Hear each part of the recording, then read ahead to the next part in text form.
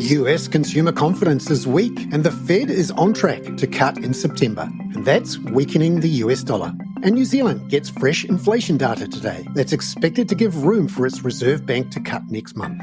That's coming up in our 5 Things in 5 Minutes on Monday, July the 21st. And then in our deep dive interview, ANZ senior rate strategist Jack Chambers talks about the importance of rising long bond yields. Ultimately, federal government borrowing costs are the benchmark to which everything else is referred to. In essence, they are the risk-free rate. So that has consequences for credit creation across economies.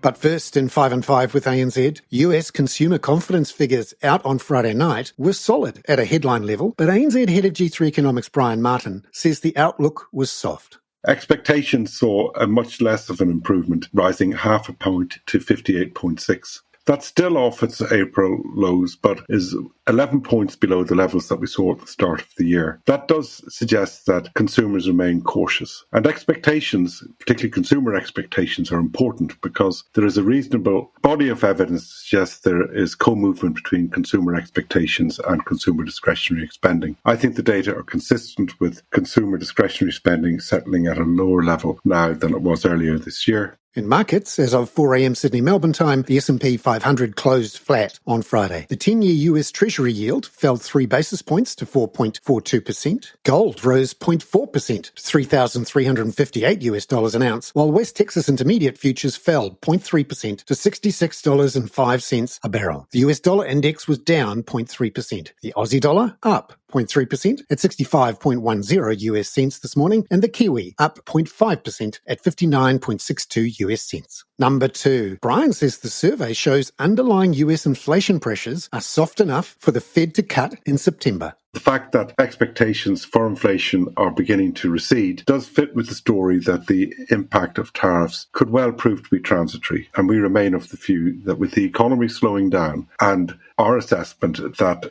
things like profit compression, softer consumer demand and heightened consumer sensitivity to price increases, along with exporters not increasing prices into the United States at the moment, all that to us suggests that the impact of tariffs is likely to be transitory and the Fed will be in a position to resume cutting interest rates in September. Number 3. Brian says this week will be quiet because Fed speakers go into a blackout period where they don't speak until next week's decision by the Fed, which is expected to be a hold ahead of that cut in September. The Fed now goes into blackout ahead of its 29-30 July FOMC meeting. We're expecting no cut in interest rates there, but we do think that interest rate cuts will be discussed. Fed Governor Chris Waller said on Friday that he favours a 25 basis point rate reduction, and he thinks it's justified by the slowing we're seeing in the labour market and downside risks there in the months ahead. He's also of the view that the pace of economic growth has slowed substantially, and that too would justify an easier monetary stance. Number 4. All this talk of soft inflation and Fed cuts is keeping downward pressure on the US dollar, as ANZ FX strategist Felix Ryan explains. We also have had concerns around the Fed and FOMC too, just given some headlines around the potential for the US administration to replace Fed Chair Powell before his term has expired. That's certainly been a big weight on the dollar as well. And more recently too, we've seen maybe some examples there of slowing consumer income and activity too, which has been keeping expectations alive of further Fed rate cuts. So all of that's really been the biggest weight on the dollar. That's really been seen in some of the downward revisions to the DXY in terms of forecasts and the US dollar more broadly on G10 crosses as well. So that's really been adding to the expectations of a negative outlook for the dollar. Number 5. The main economic news to watch in this part of the world today is New Zealand's June quarter CPI inflation figures, which are expected to leave room for the Reserve Bank to cut again on August the 20th. Here's ANZ senior economist Miles Workman. The upshot here is that the tradables inflation forecast, yes, we have revised it higher, but the thing about tradables inflation is it doesn't tend to stick around forever. Usually you get a bit of strength and then within a year or half a year or so, it does unwind. So I don't think that's going to be the big concern for the Reserve Bank on the day. It's more the non-tradable side of the basket and the core measures where they will take their signal to try and get a feel for the underlying trajectory for inflation pressures.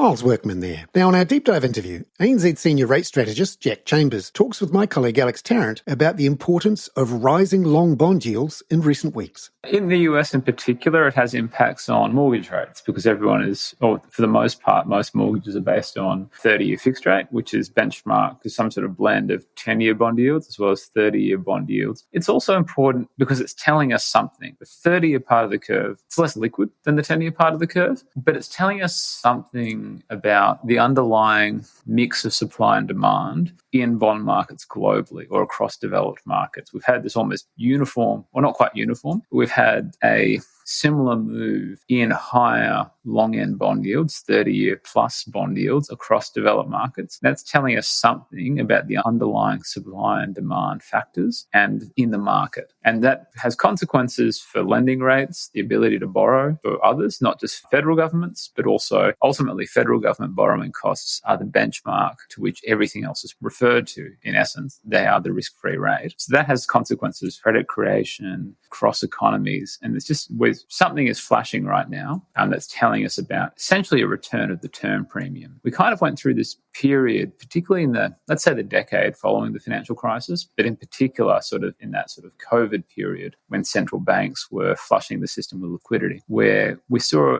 almost complete disappearance of the term premium, which is essentially the premium that an investor requires to hold a long-term bond versus a short-term bond once you account for essentially the uncertainty of holding that asset. That had gone away when central banks were doing quantitative easing, buying a lot of bonds. We've seen a return of that, and that's really manifesting in that 30-year part of the curve. And so just on that US 30-year, that's gone above 5% again, the yield there. So what has been driving that? Is it likely to stay up there? So the primary thing, it's not necessarily macro. It's not about the economy or the performance of the economy. Ultimately, 2-year bond yields and 5-year and 10-year bond yields reflect macro conditions a bit more sharply because they reflect expectations of what the Fed will do over that sort of time frame.